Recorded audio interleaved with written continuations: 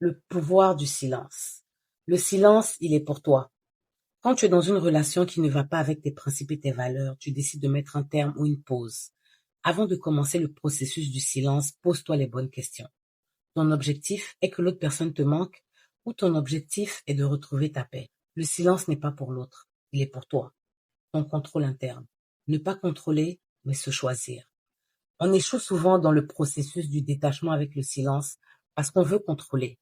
On veut contrôler ce que l'autre personne pense, ce que l'autre personne ressent, et surtout, on veut contrôler si l'autre personne revient dans nos vies ou non, avec le silence qu'on impose. Mais voici la vérité. Tu ne peux contrôler personne. Ce que tu peux contrôler, c'est ta propre pensée, ta propre réaction et ta propre paix. Tu ne peux pas contrôler comment les autres te voient, mais tu peux contrôler comment tu te vois toi-même. Et on va appeler ça la dignité émotionnelle. La dignité ne se mendie pas, elle se montre.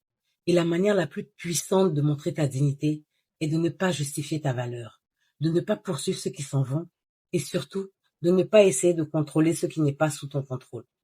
Si l'autre personne s'éloigne et ne te cherche pas, qu'est-ce que tu penses que tu vas gagner en la poursuivant? Combien de fois as-tu cherché des réponses qui sont jamais arrivées? Est-ce que ça en valait la peine? Si tu pouvais récupérer le temps que tu as perdu à attendre des réponses, comment l'investirais-tu? Es-tu prête à choisir ta paix, même si cela signifie laisser partir quelqu'un? Si ta réponse est oui, alors je veux que tu écrives dans les commentaires la phrase suivante. Je ne poursuis pas, je me choisis.